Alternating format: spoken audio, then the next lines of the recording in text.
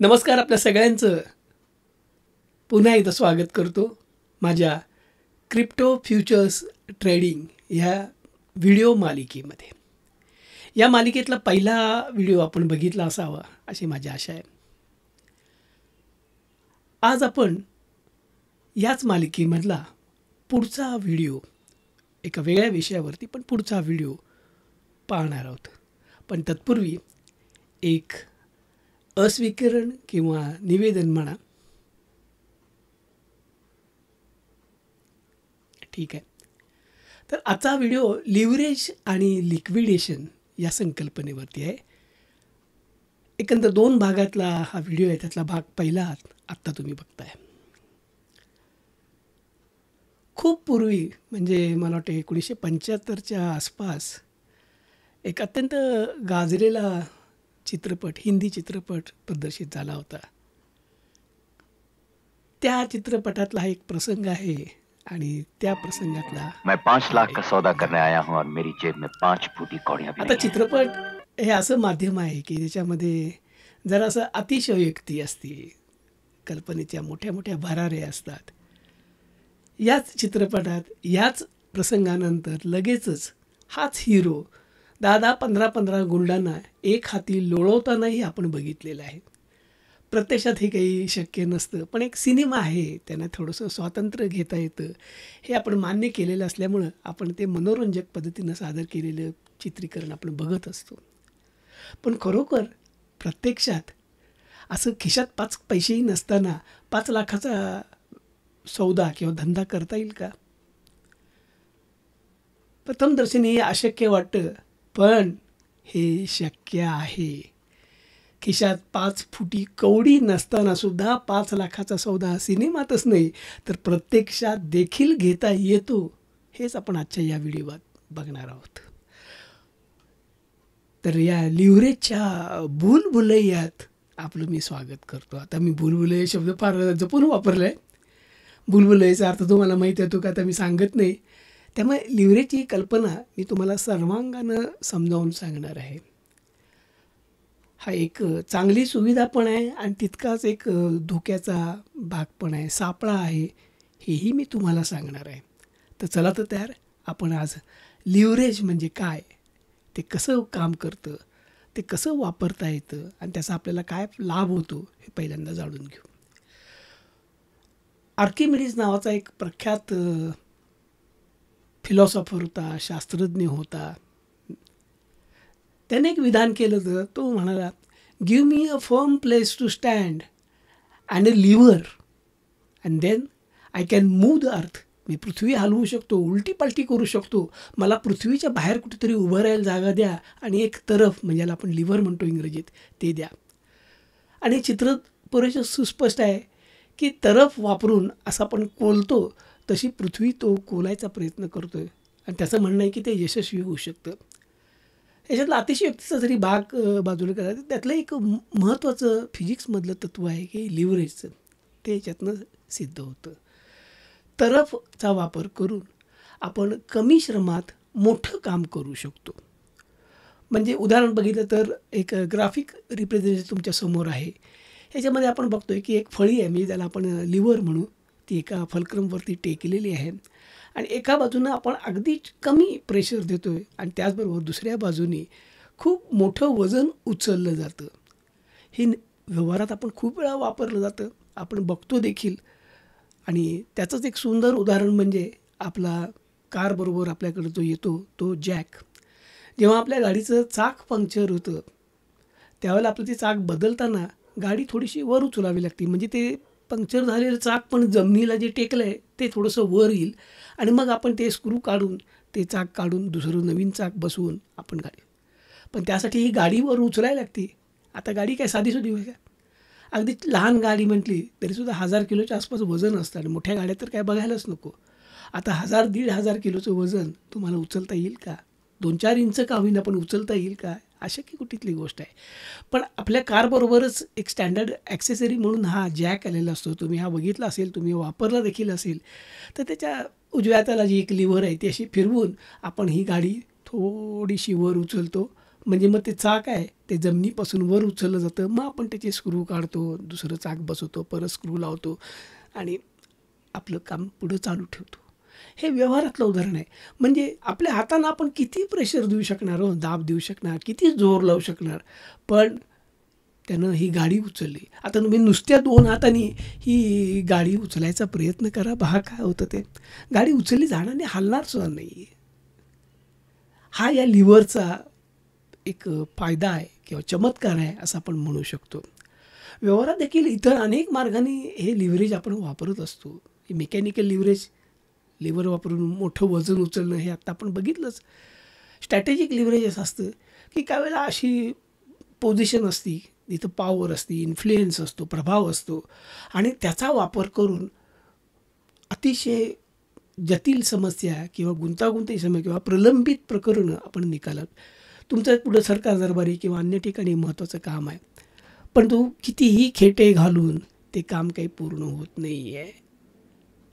दिवस गेले, आठवडा गेला, महिना गेला, वर्ष गेलं तरी तुमची फाईल हालायला तयार नाही. मग अचानक कोणीतरी भेटतो, डोंट वरी, कुणाकडे आहे ते, कुठल्या डिपार्टमेंटला आहे, डोंट वरी, तो एक फोन मारतो आणि वर्षभर रखडलेलं काम एका दिवसात होतं. नोकरीच्या बाबतीतसुद्धा कोणाची तर तुम्ही ओळख काढली, याला थोडक्यात आपण वशिला म्हणतो, तो म्हणतो तुला पाहिजे नोकरी, कोण आहे तिथं, हां MD त्यांचे, ठीक आहे मी फोन करतो त्यांना, ते फोन करतात, काम होतं. हे लिव्हरेज वापरलं आपण, त्या ओळखीचा आपण फायदा करून घेतला आणि खूप अशक्य वाटलेलं, अवघड वाटलेलं काम असं चुटकीसरशी आपण करून घेतलं. बऱ्याच वेळेला निगोशिएशनच्या वेळेला देखील याचा फायदा होतो. म्हणजे जो प्रतिस्पर्धी आहे, जो वाटाघाटीला आपल्या समोर बसला आहे, त्यांची एखादी दुखरी नस जर आपल्याला माहिती पडली, त्या ती कळ आपण दाबून आपल्या अटी मान्य करून घेऊ शकतो. याचा वापर मी एकदा स्वतः करून घेतला आहे की एका मुंबईच्या सॉफ्टवेअर कंपनीनं अमेरिकन कंपनीचं सॉफ्टवेअर डेव्हलपमेंटचं कॉन्ट्रॅक्ट मिळवलं आणि त्या कॉन्ट्रॅक्टमध्ये एक विशिष्ट स्किल सेट असलेला तज्ज्ञ इंजिनियर त्यांना उपलब्ध करून द्यायचा होता. पण तो दुर्दैवानं जे काही इंजिनियर ह्या मुंबईच्या कंपनीने त्याचे जे रेझ्युमी बायोडेटा अमेरिकन कंपनीला पाठवले, त्यांनी टेलिफोनिक इंटरव्ह्यू घेतले आणि ते सगळेचे सगळे रिजेक्ट झाले. मग यांनी पेपरला जाहिरात देऊन आणखीन काही इंजिनियर्स मिळवले, पण कुणीच सिलेक्ट झालं नाही. वेळ पुढं जात होता आणि मग अमेरिकन कंपनी काय म्हणायला लागली, आता तुमच्याकडे काय मनुष्यबळ नाही आहे, क्वालिफाईड एक्सपिरियन्स मला जसा पाहिजे तसा काही इंजिनियर तुमच्याकडे नाही आहे, तर आम्ही आता थांबू शकत नाही, तुम्ही काही इंजिनियर देऊ शकत नाही, आपण हे कॉन्ट्रॅक्ट कॅन्सल करू. अशी ते गळ्याशी आलं. आणि त्याच वेळेला मला ही टीप मिळाली की तुझं क्वालिफिकेशन एक्सपिरियन्स अगदी त्याला मॅच होते, तू होशील सिलेक्ट. आणि ते अशा अडचणीत अडकलेत की तू म्हणशील तेवढा पगार मिळेल, मुँह मांगा दाम हा शब्द त्याने वापरला होता. आणि मी तसं केलं कारण मला ही आतली, त्यांनी मला सुरुवातीला एक ऑफर दिली, ऑफर अतिशय चांगली होती, नो डाऊट अबाउट दॅट. पण मला ही आतली व गोटातली बातमी कळली ती की ते घायकुतीला आलेले आहेत, आता जर इंजिनियर दिला नाही तर पूर्ण कॉन्ट्रॅक्ट कॅन्सल होईल, नामुष्की आहे ती मोठी. आणि माझं सिलेक्शन झालेलं होतं आणि यांना आता डेस्परेटली मी पाहिजे होतं. ह्या त्यांच्या अडचणीच्या परिस्थितीचा मी फायदा उठवला आणि त्यांनी जी ऑफर दिली त्याच्या चौपट पैसे मागवेल. म्हणजे ते पैसे मागताना माझीसुद्धा जीभ रेटली नाही पहिल्यांदा, अरे केवढं मागतो आहे आपण. पण मला माहीत होतं की हीच एक संधी आहे आणि मी ते मागितले. ते पहिले असे शॉक झाले, पण त्यांच्याशी दुसरा पर्याय नव्हता आणि त्यांनी ती मागणी मान्य केली आणि मला तो पगार मिळाला. मी पुढं अमेरिकेत गेलो, बरीच वर्ष अमेरिकेत पण राहिलो. हा भाग वेगळा. म्हणजे निगोशिएशनमध्ये ही लिव्हरेज मी वापरलं, हा मी फायदा करून घेतला. आता आपण क्रिप्टोकरन्सीबद्दल बोलतो आहे, क्रिप्टोकरन्सी फ्युचरबद्दल बोलतो आहे. म्हणजे हा सगळा जो मुद्दा आहे आर्थिक क्षेत्रात, तिथंही आपण लिव्हरेज वापरू शकतो. ते कसं की तुम्ही काही पैसे घेऊन गुंतवणूक करता. आता तुमच्याकडे जर कमी पैसे असतील तर अर्थातच गुंतवणूक पण छोटीशी होणार आहे आणि त्यात जर फायदा झाला तर तो त्या प्रमाणात अगदी छोटासा होणार आहे. तुम्हाला पाहिजे खूप मोठा प्रॉफिट, पण तेवढा प्रॉफिट होण्यासाठी मोठी गुंतवणूक करायला आहे आणि तुमच्याकडे तेवढे पैसे नाहीत. मग अशा वेळेला बारोड फंड्स म्हणजे उसनवारीने घेतलेले पैसे किंवा कर्ज घेऊन इतर मार्गाने पैसे गोळा करून आपण आपलं भांडवल मोठं करतो आणि ते मोठं भांडवल गुंतवून एक मोठा नफा आपण मिळवू शकतो. आता हे बुकी स्टेटमेंट आहे. याचा अर्थ कर्ज काढा, हे करा, क्रेडिट कार्डवरनं लोन घ्या, नातेवाईकांच्याकडनं पैसे घ्या, बायकोचे दागिने विका आणि गुंतवणूक करा, अशा पद्धतीची सूचना ह्याच्यामध्ये नाही आहे. ह्याच्यामध्ये मला एवढंच सांगायचं आहे की स्वतःचं कमी भांडवल, बाहेरनं आणलेले फंड्स असे एकत्र करून आपण आपलं भांडवल मल्टिप्लाय करू शकतो, दुप्पट, चौपट, आठपट करू शकतो आणि त्याप्रमाणे मग तुमचा नफाही तितकाच दुप्पट, चौपट, आठपट होताना दिसेल. हे लिव्हरेज आहे. माझं स्वतःचं कमी आहे, पण मी बाहेरचं वापरून मोठी थैली तयार केली. हे म्हणजे इथं तुमच्यासमोर तेच उदाहरण आहे की तुम्ही बघताय की एक छोटीशी थैली आहे, ती ठेवली, पण लिव्हर वापरल्यामुळं खूप मोठी गोणी म्हणू आता आपण थैली म्हणण्यापेक्षा इथं तयार होती. किंवा त्याचंच एक आणखीन एक फॉर्ममध्ये मी एक छोटं डिपॉझिट केलं, पण लिव्हरेज वापरल्यामुळं माझी बाईंग पॉवर वाढली. माझ्याकडे ₹100 असतील तर मी ₹100चीच वस्तू खरेदी करेल, पण माझ्याकडे ₹1000 असतील तर मी ₹1000 किंवा 100च्या 10 वस्तू खरेदी करू शकतो. पण माझ्याकडे 100 आहेत, मग 1000 मी आणणार कुठनं? हे लिव्हरेज वापरून मी 1000 आणणार आणि 1000ची खरेदी करणार, 10 वस्तू खरेदी करणार, असा त्याचा अर्थ आहे. हे लिव्हरेज आहे. म्हणजे थोडक्यात काय होतं की लहान भांडवल वापरून मोठ्या रकमेचा ट्रेड घेण्याची एक सुविधा, याला आपण लिव्हरेज म्हणू शकतो. एक त्याचं साधं समान सूत्र आहे बघा, तुमचं स्वतःचं भांडवल गुणिले लिव्हरेज बरोबर लिव्हरेज्ड भांडवल. आता लिव्हरेजला मराठी काय म्हणतात मला माहीत नाही, म्हणून मी इंग्रजी शब्द ठेवलेला आहे. लिव्हरेज्ड भांडवल असं आपण त्याला म्हणू शकतो.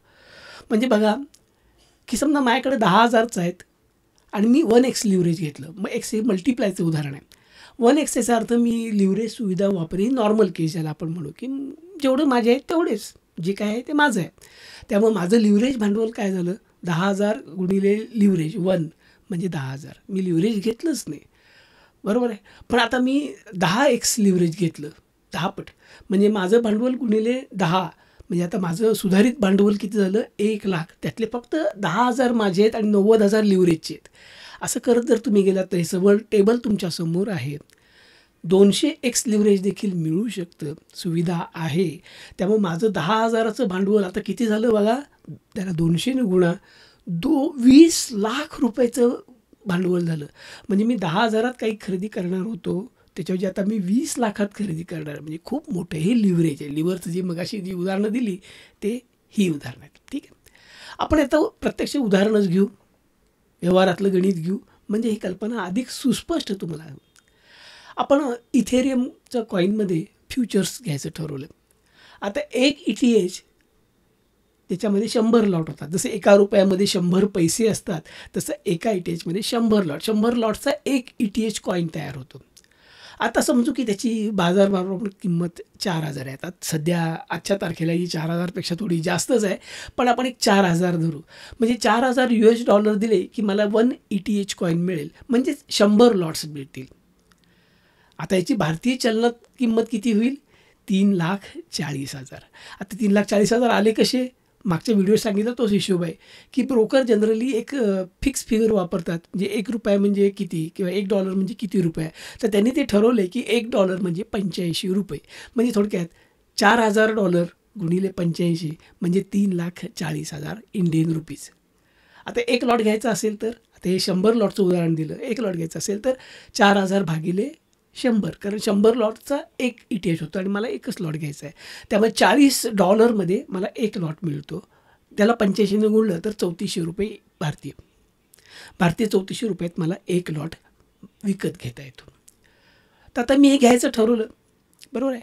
आता माझ्याकडे 10,000 आहेत, मी लिव्हरेज घ्यायचं नाही ठरवलं, तर माझं लिव्हरेज भांडवल किती झालं, 10,000. आता या 10,000 किती लॉट येतील हो, एका लॉटला 3,400, 2 लॉटला 6,800, तिसरा लॉट घेता येईल का, गणितानं 2.9 होतं, पण मला पॉईंटमध्ये लॉट विकत घेता येत नाहीत. 1, 2, 3, 4, 5, 8, 10 असं घेता येतं. 1.5, 1.3 असं मला घेता येत नाही. त्यामुळे गणितानं म्हणजे 10,000 भागिले 3400 असं केलं तर 2.9 होतात, पण मला 2.9 घेता येत नाहीत, 3 पण घेता येईल. कारण तसं घेतलं तर 10,000पेक्षा जास्त पैसे द्यायला लागतील, तेवढे पैसे माझ्याकडे नाहीच आहेत. त्यामुळे मी 2 लॉट घ्यायचे मला मिळू शकतात. ठीक आहे, आता 2 लॉट घेतले तर त्यात काय प्रॉफिट होणार आहे. मग मी म्हटलं अरे लिव्हरेजची सुविधा आहे, आपण लिव्हरेज वापरून मोठं काहीतरी करू. म्हणून मग मी काय केलं, 10xचं लिव्हरेज घेतलं. आता माझं भांडवल झालं ₹1,00,000. आता 3400 प्रमाणे 3400 रुपयामध्ये एक लॉट येतो. 3400 प्रमाणे 1 लाखात किती येतील? 29 लॉट मी खरेदी करू शकतो. ठीक आहे, अजून वाढवून घेऊ ब्रोकरेज, 25x घेऊ, 2.5 लाखाचं भांडवल झालं. आता मी 73 लॉट खरेदी करू शकतो.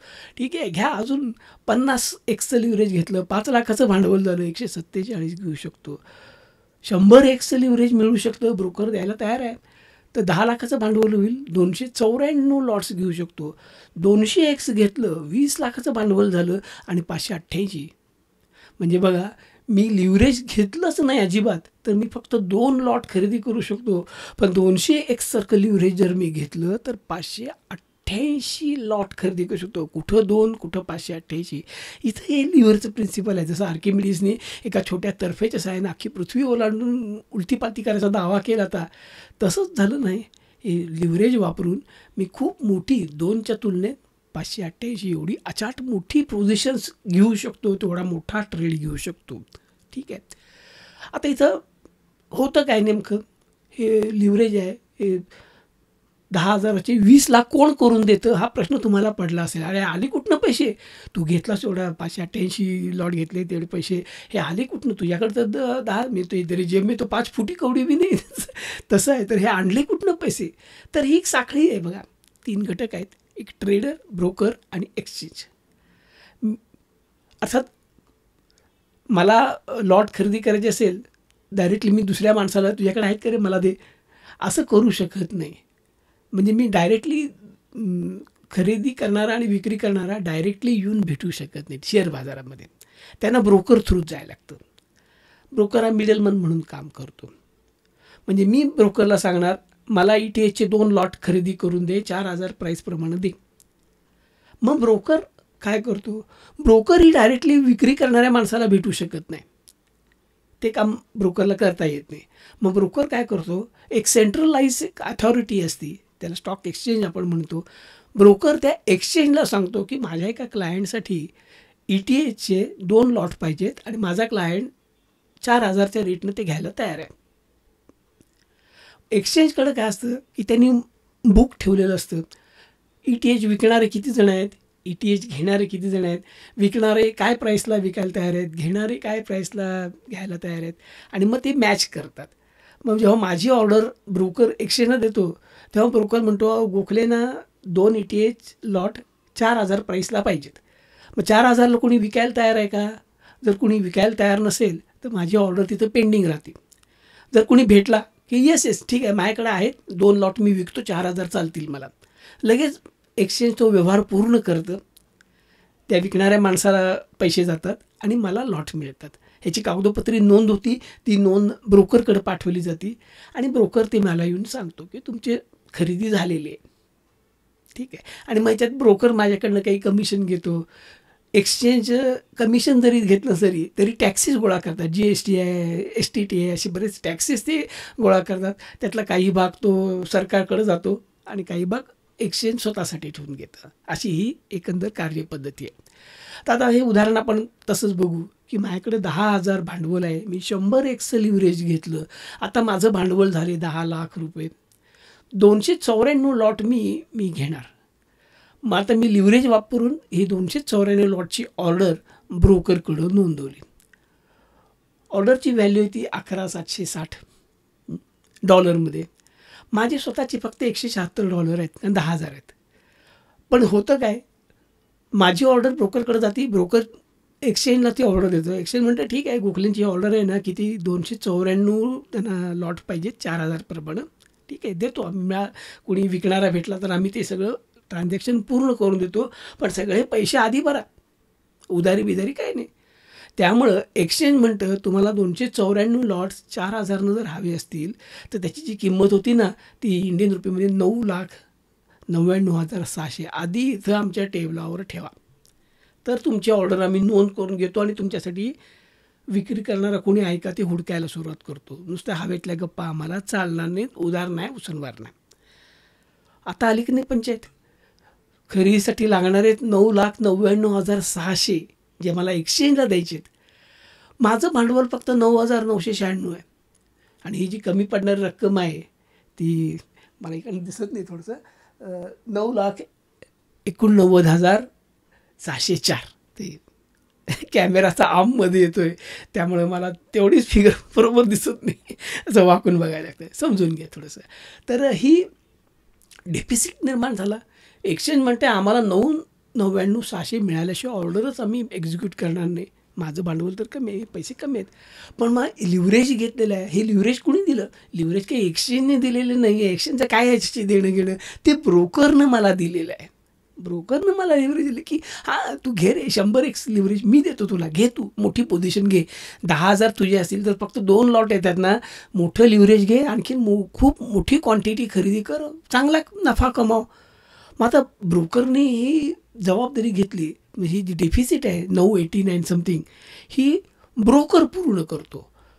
म्हणजे हे 9,89,604 हा जो फरक आहे, म्हणजे माझं भांडवल आणि खरेदीची किंमत जी एक्सचेंजला द्यायची ह्याच्यातला जो फरक आहे, तो ब्रोकर स्वतःच्या खिशातनं एक्सचेंजकडं भरतो माझ्या वतीनं. माझे 9,906 प्लस ब्रोकरचे पैसे एक्सचेंजकडे जातात आणि मग तो व्यवहार पूर्ण होतो. म्हणजे या सबंध याच्यामध्ये ब्रोकर मला चक्क 9,89,604चं कर्ज देणार, उधार देणार, हे लक्षात ठेवा.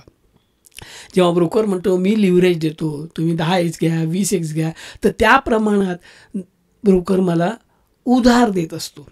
बरोबर आहे. अर्थात ही माझी जबाबदारी आहे की ते पैसे मी ब्रोकरला परत करायचे आहेत, हेही तितकंच करा. ठीक आहे. तर कसं कसं होऊ शकतं, म्हणजे ब्रोकरकडनं मला उधार कसे मिळतात? माझं भांडवल 10,000 आहे, सर्व उदाहरणार्थ भांडवल 10,000 राहील. लिव्हरेज घेतलंच नाही, म्हणजे 1x असेल तर लिव्हरेज भांडवल माझं 10,000 होईल. आता ब्रोकरकडनं काही उधार बिधार घ्यायची गरज नाही, सगळे माझे पैसे, मेरे मामला, कॅश सगळं मध्ये. ठीक आहे. 10x लिव्हरेज घेतलं तर काय होईल? माझं लिव्हरेज भांडवल 1,00,000 झालं, माझे तर 10,000 आहेत. मग ब्रोकर म्हणतो माझे 90,000 घे उधार. असं करत गेला तर 200x जेव्हा लिव्हरेज घेईन तेव्हा माझं भांडवल होईल 20,00,000 रुपयाचं. त्यातले माझे फक्त चक्क 10,000 आहेत हो, 5 फुटी कवडी, आणि ब्रोकर मला 19,90,000 उधार देणार आहे. बघा, मोठी उधारी आहे, पण ट्रेडही मोठा होतो, फायदाही मोठा होतो, ते आपण बघणारच आहोत. ठीक आहे. तर ही सुविधा लिव्हरेजची तुम्हाला सर्व ब्रोकर देतात. आता भारतीय मार्केटमध्ये, भारतातल्या शेअर बाजारामध्ये काही पूर्वीपर्यंत म्हणजे कोरोनाच्या आसपास किंवा त्याच्या थोडंसं अलीकडं हे लिव्हरेज अगदी मुबलक होतं. 50x 100x देत होते सर्व इन्स्ट्रुमेंट्समध्ये, स्टॉक्समध्ये, फ्युचर्समध्ये, ऑप्शन्समध्ये, कमोडिटीजमध्ये. पण त्यातनं मग जुगारी वृत्ती वाढायला लागली आणि अनेक लोकांचे लॉसेस व्हायला लागले मोठे मोठे. म्हणून मग सेबीने त्याच्यावरती एक नियंत्रण बसवलं. त्यातलं फ्युचर आणि ऑप्शनमधलं लिव्हरेज 0 केलं. म्हणजे आता तिथं लिव्हरेज मिळत नाही. तुम्हाला घ्यायचं असेल ट्रेड तर पूर्णपणे 100% तुमच्या पैशातनं घ्या. स्टॉक्समध्ये लिव्हरेज अजूनही आहे, पण ते फक्त 5x एवढंच मर्यादित आहे. 5x 5 टाइम्स, आणि ते सुद्धा फक्त काही सिलेक्टेड स्टॉक्समध्ये, निफ्टी 50मधल्या काही सिलेक्टेड 50-60 स्टॉक्समध्ये. त्यातला जर कुठला तुम्ही शेअर घेणार असाल त्या 50-60 कंपन्यांचा, तर तुम्हाला 5x लिव्हरेज मिळतं. म्हणजे 1500चा जर एक शेअर असेल तर तुम्हाला तो 5x लिव्हरेज मग 300 रुपयात मिळू शकतो. म्हणजे तुम्ही 300 घाला, उरलेले 1200 तो ब्रोकर घालेल, 1500 होईल आणि एक शेअर तुम्ही घेऊ शकता. पण याच्यामध्ये एक रिस्ट्रिक्शन आपले सर्व इंडियन ब्रोकर्सनी घातलेली आहे किंवा सेबीनी घातली म्हणू आपण, की हे लिव्हरेज तुम्हाला फक्त डे ट्रेडिंगसाठी मिळतं. डे ट्रेडिंगचा अर्थ काय होतो की एकाच दिवशी खरेदी विक्री किंवा विक्री खरेदी हे ऑपरेशन तुम्हाला पूर्णपर्यंत कॅरी फॉरवर्ड हे होऊ शकत नाही. सकाळी मी ट्रेड घेतला तर मार्केट बंद व्हायच्या वेळेपर्यंत तो मला स्क्वेअर ऑफ करायला लागतो, लिक्विड करायला लागतो. तो मी नाही केला तर ब्रोकर करतो. बरोबर आहे, कॅरी फॉरवर्ड करते. पण समजा मी सकाळी शेअर घेतला आणि जी काही दिवसभरात उलटापालट झाली त्याच्यावरून मला असं वाटलं की हा अजून 1-2 दिवस आपण कॅरी फॉरवर्ड करू, होल्ड करू, मग विकू, तर त्या केसमध्ये मला ब्रोकरला त्याचं जे लिव्हरेज आहे ते परत करावं लागतं. म्हणजे 300 रुपये देऊन मी 1500 शेअर घेतला आणि मला तो उद्यापर्यंत न्यायचा असेल, ब्रोकरने मला 1200 रुपयाचं लिव्हरेज म्हणून दिलेलं आहे, तर मी ब्रोकरला 1200 रुपये देऊन टाकतो. म्हणजे सगळेचे सगळे 1500 माझे झाले. मग काय, हा घेतलेला शेअर मी 2 वर्षसुद्धा ठेवू शकतो, कारण सगळे माझ्या पैशातनं झालेले आहे. परंतु जेव्हा आपण क्रिप्टो किंवा अन्य ह्याच्यामध्ये फॉरेक्स ह्याच्यामध्ये बोलतो तेव्हा भारतातल्या ब्रोकरचा काही उपयोग नाही आहे. भारतातले ब्रोकर ह्याच्यात काम करत नाहीत, परदेशातले ब्रोकर ह्याच्यात काम करतात आणि मग ते तुम्हाला पाहिजे तेवढं लिव्हरेज देतात. काही जण 200 देतील, काही जण 300 देतील, काही जण अनलिमिटेड देतील.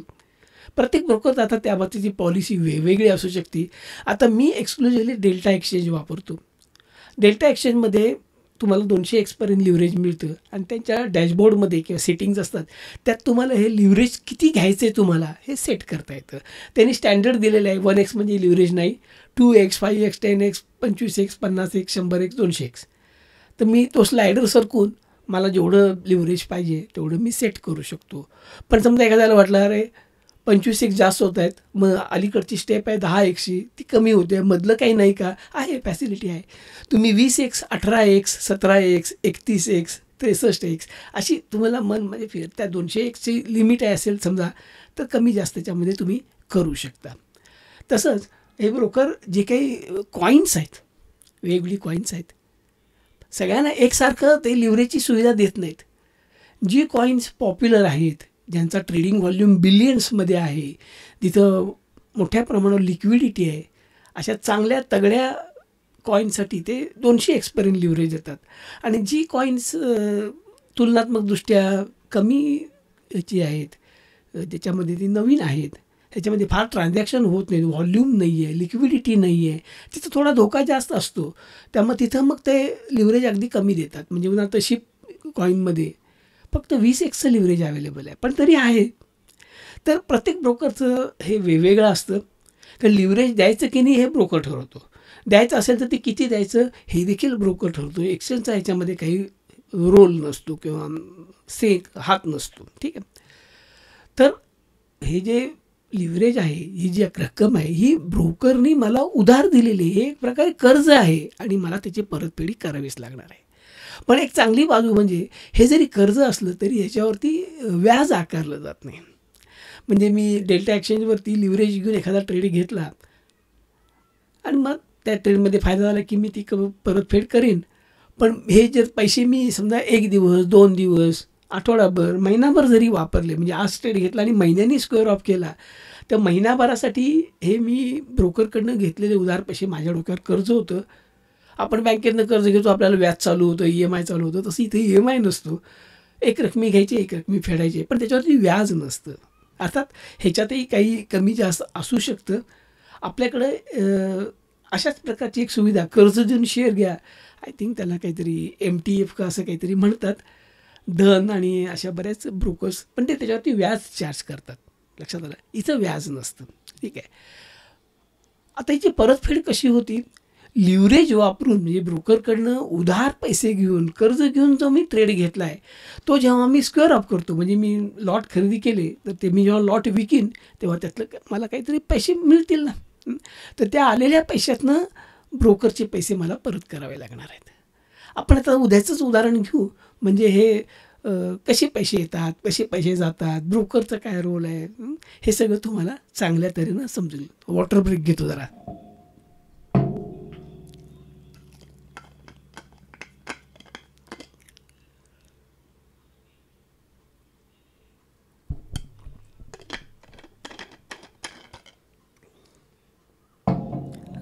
आता पहिला सुहास गोखले राहिला नाही, थकायला होतं.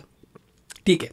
पण या एका काहीतरी लोकांना चांगलं सांगावं, आपल्या माहितीचा, आपल्या ज्ञानाचा कोणाला तरी थोडासा जरी उपयोग झाला तरी हे मला बरं वाटेल. या केलेल्या मेहनतीचं चीज होईल असं मला वाटतं.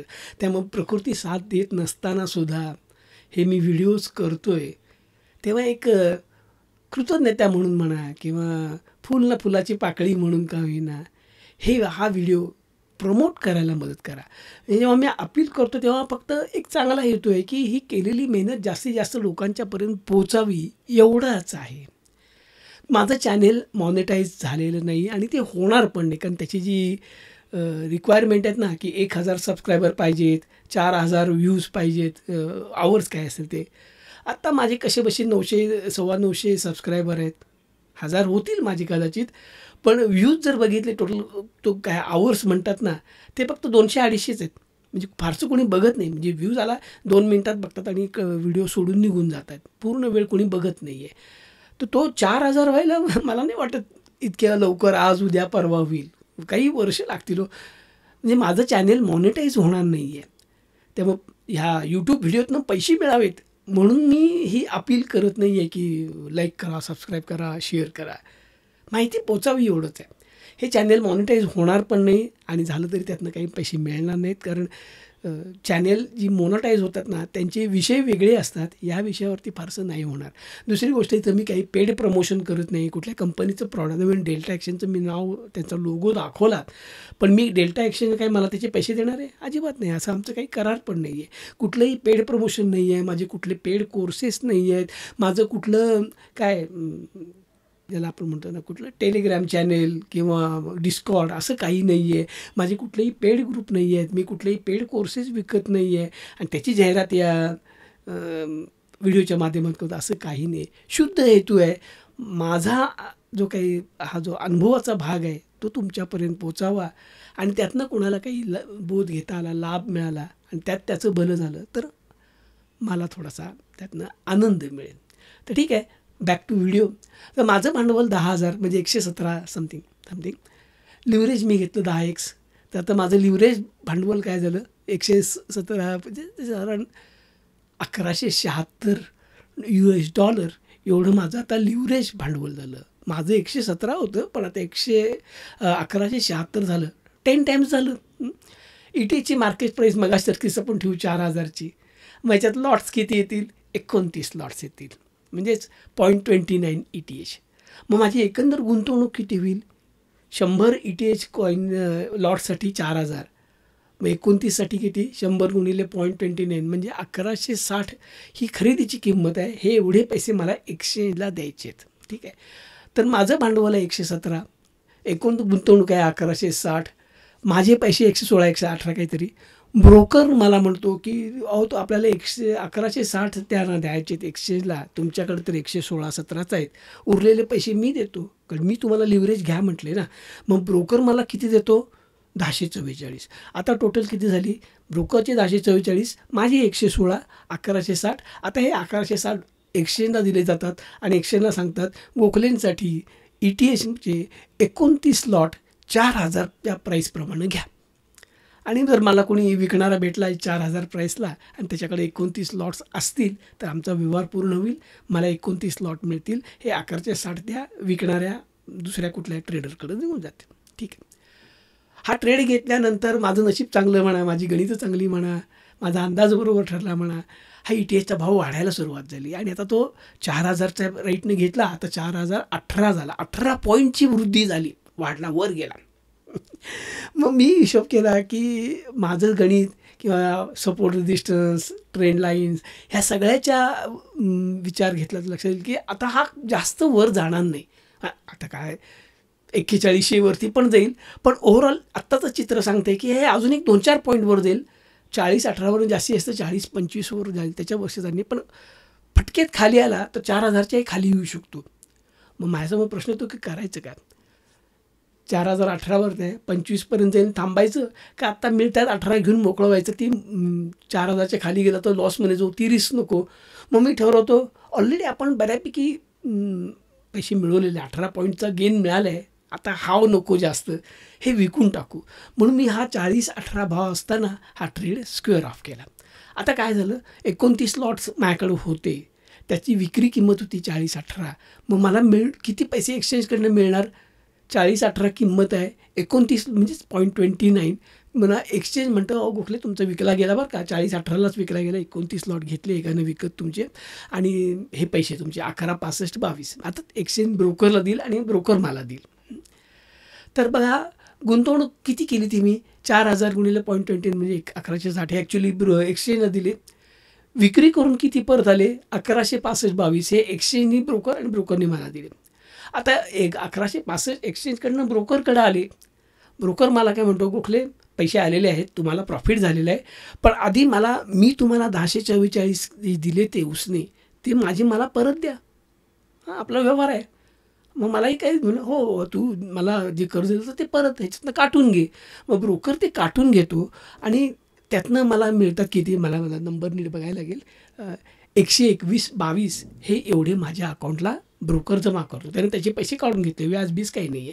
ह्याच्यामध्ये आपण ब्रोकरेज आणि टॅक्सेसचा विचार केलेला नाही आहे. ठीक आहे, ते केला तर मग आणखीन ते कॉम्प्लिकेटेड होत जातं, बारीक बारीक फिगर येतात त्या. तर आता माझ्या अकाउंटला किती आहेत बघा, $121.22 आणि मूळ किती होते जेव्हा मी ट्रेड घेतलं तेव्हा 116 होते. म्हणजे मला ह्या ट्रेडमध्ये $5.22 म्हणजे $443.70 एवढा नेट नफा झाला. 522 गुणिले 85 म्हणजे 443.70 हा एवढा माझा फायदा झाला. क्या बात आहे, मस्त ट्रेड मिळाला. ठीक आहे, आता हेच उदाहरण आपण घेऊ. या सगळ्या फिगरवर फक्त मी लिव्हरेज घेत नाही. तर मग आता माझं भांडवल मगासारखं 10,000 आहे म्हणजे $117. लिव्हरेज घेतलं नाही आहे. लिव्हरेज भांडवल देखील आता 117-64, कारण ब्रोकरकडनं पैसे घ्यायच्यावर काय प्रश्न नाही. मार्केट प्राईस 4,000 आहे. आता 4,000 प्राईस आहे, लिव्हरेज घेतलंच नाही आहे. त्यामुळे एका लॉटला $40, 2 लॉटला $80, 3 लॉटला $120. पण ते होऊ शकत नाही कारण माझ्याकडे $117 आहेत. त्यामुळे मला 2च लॉट घ्यायला लागतील, म्हणजे $0.02 ETH. त्यासाठी मला एका लॉटसाठी $40 प्रमाणे मी 2 लॉट घेतला, $80 हे त्याची खरेदीची किंमत होऊ शकते. ती मी एक्सचेंजला देणार. मी एक्सचेंजला ते $80 मी एक्सचेंजला देणार, म्हणजे थ्रू ब्रोकर जातील ते. त्याच्यात ब्रोकरचा माझी ऑर्डर, माझे पैसे एक्सचेंजकडे जातील. तर मला त्यांनी उधार द्यायचा, कर्ज द्यायचा सवाल, कारण मी म्हटलं मला लिव्हरेज नको रे बाबा तुझं, नको. मी स्वतः घेत नाही लिव्हरेज बरं का, प्रत्यक्षात प्रॅक्टिसमध्ये सगळे माझ्या पैशातनं ट्रेड घेतो. तर एकंदर गुंतवणुकी झाली माझी 80. ह्याच्या माझे सगळेचे सगळे $80 माझे ब्रोकरनं उधार दिलं नाही आहे, कारण मी घेतलंच नाही आहे. आता मगाचंच उदाहरण वापरल्यामुळं 40-18ला मी तो ट्रेड स्क्वेअर ऑफ केला. म्हणजे मी जे 2 लॉट घेतले ते 40-18ला विकून टाकले. गिराईक मिळालं, विकले गेले. एकंदर गुंतवणूक किती होती माझी, $80. ती मी एक्सचेंजला दिली. विक्री 40-18ची होती, 2 लॉट विकले, त्यामुळे मला $80.36 एवढे एक्सचेंजकडनं ब्रोकरकडं आले. की एक्सचेंज झालं, गोखल्यांची जी ऑर्डर होती ना 2 लॉट विकायची, ती विकली गेली. 40-18चा भाव मिळाला आणि त्याप्रमाणे $80.36 हे आलेले आहे, ते गोखलेंना द्या. ब्रोकर ते घेतो. आता ब्रोकर काय उधार उसरमार झालेलं नाही, त्यामुळे माझे पैसे काढून घेतो, वळते करून घेतो वगैरे, असं काही नाही, काटून घेतो असं काही नाही आहे. आलेले आहे सर्वच्या सर्व $80.36 हे ब्रोकर माझ्या अकाउंटला जमा करतो. इथे आपण टॅक्सेस आणि ब्रोकरेजचा विचार केला नाही. त्यामुळे आता बघा, माझी गुंतवणूक $80ची होती. एक्सचेंजकडनं मला हा सगळा व्यवहार झाल्यानंतर मिळाले $80.36. म्हणजे ह्याच्यात मला एवढी झमेला करून $0.36 36 म्हणजे थोडक्यात ह्याचा फायदा, म्हणजे रुपयामध्ये मिळाले मला ₹3.06. फक्त ₹3.06. आता हा प्रॉफिट आहे. ₹3 का असे ना, आज आला आहे माझ्या खिशात, पैसे आले, ग्रीनमध्ये आलो असं मी म्हणू शकतो. म्हणून मी हिरवा रंग वापरलेला आहे तिथं. तर ₹3.06 माझा प्रॉफिट झाला. आता ही 2 उदाहरणं शेजारी कम्पेअर केलं तर काय होईल, लिव्हरेज न घेता मी ट्रेड घेतला तर 68चं माझं गुंतवणूक होईल, मला ₹3.06 मिळतील. 10x लिव्हरेज घेतलं तर थोडीशी गुंतवणूक माझी वाढतील आणि 9,000 किती 9,860 आहेत हे गुंतवले आणि त्याच्यावरती मला ₹433 मिळाले. म्हणजे बघा, 10x लिव्हरेज घेतल्यानंतर मी माझा नफा जो विदाउट लिव्हरेज ₹3.06 होता तो एकदम 433. भांडवल तेवढंच आहे, ऑलमोस्ट तेवढंच आहे. म्हणजे इथं ते आर्किमिडीजचं पृथ्वी उलटी पालटी करायचं किंवा कारच्या खालचा जॅकचं उदाहरण इथं कसं लागू पडलं, की कमी पैशामध्ये मोठा ट्रेड घेतला, 29 लॉट घेतले आणि माझं भांडवल मल्टिप्लाय केलं, मोठी पोझिशन घेतली आणि मोठा फायदा पण कमवला. म्हणून इथं बघा, माझं भांडवल 10,000, ट्रेड घेतांची किंमत 4,000, ट्रेड विकतांची किंमत 4,018. मी लिव्हरेज घेतलं नाही तर माझा नफा ₹3 आसपास होईल. 10x घेतलं तर 443, 100x घेतलं तर 5,292 आणि 200x लिव्हरेज वापरलं तर 8,996 म्हणजे 9,000. म्हणजे बघा, मी जर 200x लिव्हरेज जर घेतलं तर माझ्या 10,000 भांडवल जे होतं ओरिजिनल त्यात काही वाढ झालेली नाही. मी फक्त लिव्हरेजनं माझं भांडवल वाढवलेलं आहे. माझे स्वतःचे अजूनही 10,000च आहेत. मी जवळजवळ 100% प्रॉफिट मिळालं, 90% तरी मिळालाच प्रॉफिट मला. 90% एका ट्रेडमध्ये 90% प्रॉफिट मिळालेलं आहे मला. विचार करा मंडळी, तुम्ही जेव्हा बँकेमध्ये FD करता तेव्हा 6.5-7% तुम्हाला मिळतो. तो वर्षाला म्हणजे रफली महिन्याला 0.5% एवढाच तुम्हाला परतावा आहे. आणि इथं एक तासाभराच्या ट्रेडमध्ये 90% ही ताकद आहे गुंतवणुकीची, ही ताकद आहे क्रिप्टोची, ही ताकद आहे ट्रेडिंगची. ठीक आहे. म्हणजे थोडक्यात काय होतं की मॅग्निफाईंग ग्लासमधनं आपण एखादी गोष्ट बघतो तेव्हा ती मोठी दिसते. प्रत्यक्षात ती वस्तू त्याची काही आकार बदललेला असतो का? नाही. म्हणजे माझं भांडवल ते 10,000चं आहे मूळचं, पण मी लिव्हरेज घेतल्यामुळे ते खूप मोठं होतं हे भिंगातनं बघितल्यासारखं. आणि मला मोठी पोझिशन घेता येते. आणि अर्थातच मी मोठी पोझिशन घेतली आणि माझा ट्रेड प्रॉफिटमध्ये गेला तर अर्थातच मोठा प्रॉफिट होतं. मी लिव्हरेज घेतलं नव्हतं तेव्हा माझा प्रॉफिट ₹3 होता आणि मी 200x लिव्हरेज घेतलं तेव्हा माझा प्रॉफिट 9,000 होता. केवढा मोठा फरक आहे. त्यामुळं ट्रेडिंगमध्ये खास करून क्रिप्टो आणि ह्याच्यामध्ये लिव्हरेजचा मोठ्या प्रमाणावरती वापर होतो आणि लोक मोठ्या मोठ्या पोझिशन घेतात, अगदी कमी भांडवल वापरतात आणि मोठे मोठे प्रॉफिट मिळवतात. म्हणजे आता काय प्रॉब्लेमच नाही, सगळं कमी भांडवल वापरायचं, मोठे लिव्हरेज घ्यायचं आणि पैसाच पैसा कमवायचा. किती सोपं आहे ना. प्रत्यक्षात तसं नाही आहे साहेबांनो. याच्यामध्ये काय होतं की ट्रेडमध्ये आता नफा झाला हे आपण बघितलं, ते चांगलंच आहे. ही दोन्ही उदाहरणं मी दिली, त्याच्यामध्ये नफा झाला. 4,000चा ट्रेड 4,018ला मी क्लोज केला, 18 पॉईंटचा माझा नफा झाला. पण हाच ट्रेड दुर्दैवानं लॉसमध्ये गेला तर ह्याचा कोणी विचार केला आहे तेही बघायला पाहिजे. कारण ट्रेडिंगमध्ये काय कायमच प्रॉफिट होतो अशातला काही भाग नाही, लॉसही होणार आहे. मग असा लॉस झाला तर काय काय त्यालाच मी म्हणतो लिव्हरेज का घी देखा. आतापर्यंत लिव्हरेजचा घी बघितला, लिक्विडेशन का बडगा नाही देखा. म्हणजे लिव्हरेजचीच एक काळी बाजू आहे, त्याला लिक्विडेशन म्हणतात. सगळंच चांगलं चांगलं नाही, एव्हरीडे इज नॉट संडे. कधीतरी तुम्ही खड्ड्यात जाणार आहात, हे लिक्विडेशन आहे. आणि ह्या लिक्विडेशनमुळं लोक बर्बाद झालेली आहेत, हेही लक्षात घ्या.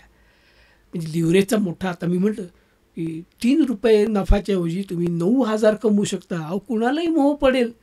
आणि त्या मोहाच्या भरात लोक 200x लिव्हरेज घेतात आणि लिक्विडेशन समोर येऊन उभं राहतं. जेव्हा ट्रेड लॉसमध्ये जातो तेव्हा लिक्विडेशन तुमच्यासमोर वासून उभं राहतं आणि अक्षरशः तुम्हाला गिळतं तुमचं भांडवल, तुमचं अकाउंट साफ होऊ शकतं. म्हणजेच लिक्विडेशनचा जो बडगा आहे ना, तो फार जोरात लागतो, फार जोरात लागतो. तो तुम्ही अजूनही बघितला नाही. तो काय असतं, कसं असतं हे आता आपण बघायचं आहे. तर लिक्विडेशनच्या खतरनाक विश्वात मी आता पुन्हा तुमचं स्वागत करतो. व्हिडिओच्या सुरुवातीला मी लिव्हरेजच्या मोहमाई भुलभुलैयात स्वागत केलं तर इथपर्यंत आणलं, पण इथं आणून सोडलं असतं तर ती माझी मोठी चूक होईल.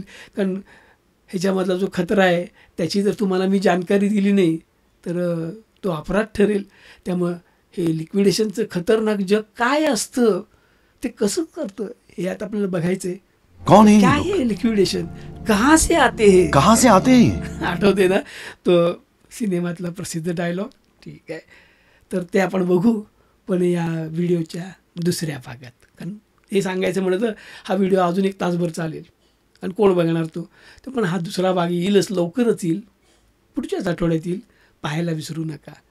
आणि पुन्हा एकदा अपील करतो, एवढी मेहनत करून एवढं निगोशिएशन सगळं केलेलं आहे, उत्तम स्लाईड्स केले आहेत, ऑडिओ म्हणा व्हिडिओ म्हणा, जास्तीत जास्त चांगल्या दर्जाचा ठेवायचा प्रयत्न केला आहे. तर निदान कुठंतरी एक काही माहितीचा उपयोग झाला असेल, तुम्हाला होईल असं वाटत असेल तर एक कृतज्ञता म्हणून, फुल ना फुलाची पाकळी म्हणून असेल, हा व्हिडिओला लाईक करा, कॉमेंट्स करा, शेअर करा, चॅनेलला सबस्क्राईब करा. तुमच्या काही शंका असतील, कुठल्या गोष्टीचा खुलासा पाहिजे असेल तर जरूर कॉमेंटच्या माध्यमातून विचारा. मी जास्तीत जास्त चांगली उत्तर द्यायचा प्रयत्न करेन. तुमचा प्रतिसाद, तुमचं प्रोत्साहन असंच जर चालू राहिलं तर माझा उत्साह वाढेल आणि काहीतरी चांगलं तुमच्या समोर ठेवायचं मी जास्तीत जास्त चांगला प्रयत्न करीन. तुमचा जर प्रतिसाद नाही लाभला, लुकेवॉर्म ज्याला म्हणतो तसं असेल तर अजून 1-2-3 व्हिडिओ करीन आणि मी थांबवेल. माझं ज्ञान माझ्यापाशी आहे, माझा अनुभव माझ्यापाशी आहे, त्याचा मी योग्य उपयोग करून घेतो, तो प्रश्न नाही आहे. ह्याचाच वापर करून जर आणखीन कोणाचा जर फायदा होत असेल तर तो महत्त्वाचा आहे. आणि जर ते करून घ्यायचे म्हणजे मी द्यायला तयार आहे आणि घ्यायलाच कोणी तयार नसेल तर मी बळजबरी करून तुमच्या तोंडात तर काय कोंबू शकत नाही. तुमची मर्जी. तुम्हाला बघायचं नसेल कोणाला तर बघू नका. मी व्हिडिओ करणार नाही. माझं काही हौस नाही आहे. कारण हा एक व्हिडिओ करायलासुद्धा माझे काही 7-8 तास मोडलेले असतात, हेही लक्षात घ्या. एक व्हिडिओ करून बघा किंवा ह्या ज्या स्लाईड आहेत या जशा पुन्हा एकदा पॉवर पॉईंटमध्ये करून बघा तुम्हाला किती वेळ लागतो आणि मग तुम्हीच ठरवा की किती मेहनत असते याच्यामध्ये. वेळ तर तो मेहनत असते. तब्येत ठीक नसताना देखील हे मी करतो आहे कारण एक ज्ञान आहे ते लोकांच्या समोर जावं, लोकांना त्याचा उपयोग व्हावा एवढीच एक तळमळीची इच्छा आहे. फायनान्शियल गेन्स कुठलेही अपेक्षित नाही आहेत हे आधीच सांगितलेलं आहे. तेव्हा आता तेवढं एक करा, एक लाईक द्या, सबस्क्राईब करा, शेअर करा, कॉमेंट्स करा म्हणजे मला बरं वाटेल. पुढचा भाग येतो आहे त्या भागात आपण पुन्हा भेटूयाच. ठीक आहे. तर सगळ्यांना पुन्हा एकदा धन्यवाद देतो आणि मनःपूर्वक शुभेच्छा.